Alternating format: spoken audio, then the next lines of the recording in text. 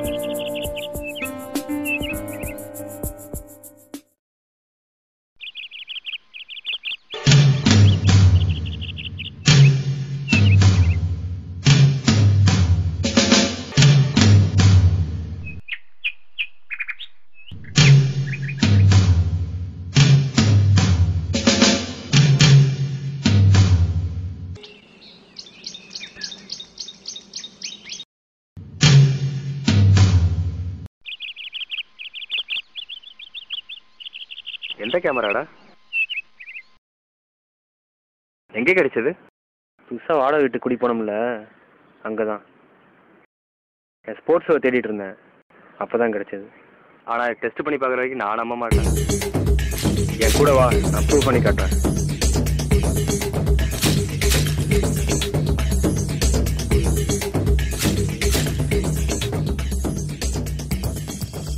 Pass pass, என்ன லேப்பிங்க? ஆமா.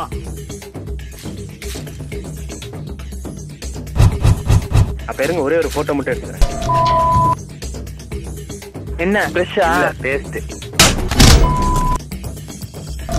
சொல்லிட்டே இருக்க.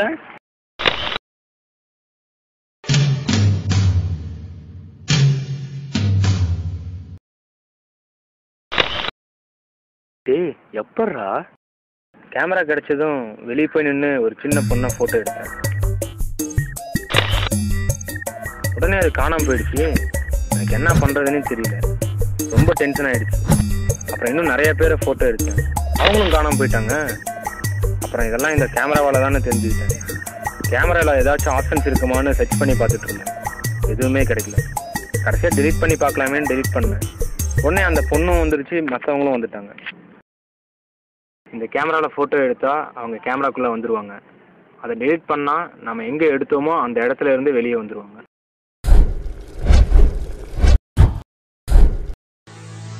அப்புறம் இதை வச்சு என்ன பண்ணலான்னு இருக்க? மச்சி, இதை வச்சு நிறையா பணம் சம்பாதிக்கலாம்டா. ஃபோட்டோ எடுத்து பிளாக்மெயில் பண்ணலாம்டா. அப்புறம் வேற என்ன பண்ணலான்னு இருக்க? யாருக்குமே கிடைக்காத ஒன்று நமக்கு கிடைச்சிருக்குடா. இது நல்லதுக்காக யூஸ் பண்ணலாம்டா. நல்லதுண்ணா? தப்பு பண்ணுற எல்லாருக்கும் நாம அடைக்கலம் தரோம். ஏய், என்ன சொல்ல வர? தப்பு பண்ணுற எல்லாரையும் ஒருத்தனையும் விடக்கூடாதுடா. முடியும் மச்சி, நம்மால முடியாது, யாராலையும் முடியாது. ஆனா யாராலையும் முடியாது, நம்மால முடியும்.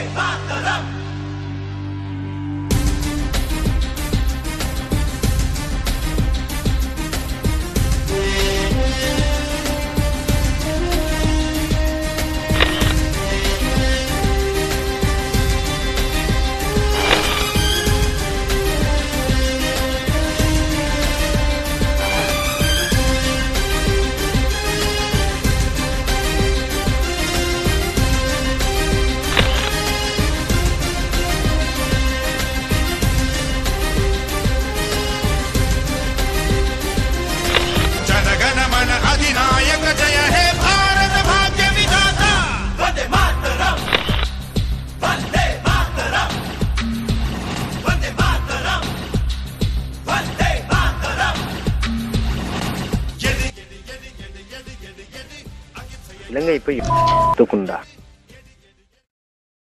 தொடர்கிறது செய்திகள். தமிழகத்தில் இதுவரை மந்திரிகள், அதிகாரிகள், முன்னாள் அமைச்சர்கள், ரவுடிகள் என பல பேர் மர்மமான முறையில் காணாமல் போயுள்ளனர். எங்கு சென்றார்கள், என்ன ஆனார்கள், அல்லது இவர்களை யாராவது கடத்தியுள்ளார்களா என்பது பற்றி தனிப்படைகள் அமைத்து போலீசார் தீவிரமாக தேடி வருகின்றனர்.